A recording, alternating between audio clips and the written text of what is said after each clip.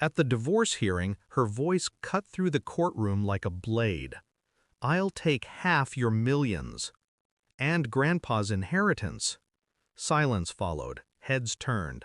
My wife stood tall, certain of her victory, a smirk curling beneath her painted face. She thought the judge, the lawyers, the world were on her side. I remained still, calm, as if I hadn't already anticipated the performance. Slowly, I slid an envelope across the table. "Check again," I said. The judge opened it, eyes scanning the documents. His expression shifted, first confusion, then gravity. He looked at her, then back at me, then back at her again. The room's atmosphere changed, and she finally realized something was wrong.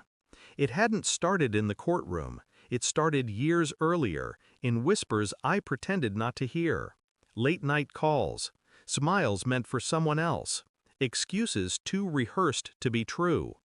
She had been my partner, my confidant, the one who once pressed her palm against mine and swore forever.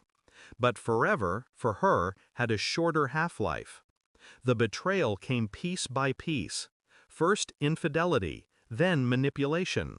The false tenderness when she touched my hand in public. The lies she spun about me to her friends, painting herself as a martyr. And then, the final cut. Her attempt to seize what had been entrusted to me by blood, by lineage, by a man whose grave was still fresh in the earth. Grandpa's inheritance. The one thing untouchable. Or so I thought. She wanted it all. Not for survival, not for need, but for power, for victory. And I couldn't allow it, I began quietly. Always quietly. I traced the money first, her secret accounts, her quiet withdrawals, her late-night transfers. Offshore shells hidden under false names, uncovered with the patience of a man who'd spent years studying the art of deception in others. Then came the files. I hacked nothing. I didn't need to. Carelessness is always the weak link. Bank statements left in the trash, emails still lingering in drafts, a lover too bold with his words. I documented everything. Not with rage, but with precision. Evidence filed neatly, dated, cross-referenced. She suspected nothing. At night, I listened to her breathing beside me. Even, shallow, deceptive. She thought she was winning. She thought she had already buried me under the weight of her lies. But she had no idea I was already dismantling her piece by piece. And by the time I handed the envelope to the judge, the entire structure of her life was a house of cards waiting for a breath. The judge read aloud what she hadn't expected to hear. Fraud, concealment of assets, perjury under oath. Her face drained of color. The courtroom gasped. Her lawyer leaned forward, whispering in panic. I said nothing. My eyes never left her. Because I wanted her to feel it.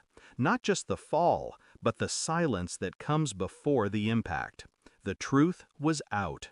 Her accounts exposed. Her lies documented. The lover's words preserved in black and white. She looked at me then, truly looked, as if seeing me for the first time. Perhaps she expected fury. Perhaps she thought I'd rise to gloat.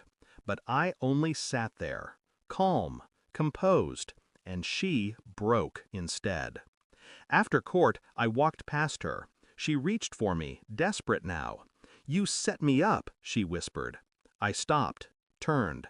My voice was low, measured. "No, you set yourself up. I just turned on the light." Her eyes shimmered with something between rage and collapse. She wanted me to lash out, to shout, to show the hurt she had inflicted. But I wouldn't give her that satisfaction. Instead, I walked away, leaving her drowning in the evidence of her own choices. The inheritance remained untouched. My millions intact.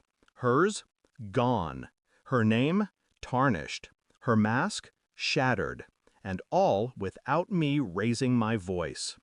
Now in the quiet after, I find myself strangely empty. Not relieved, Not triumphant, simply clear.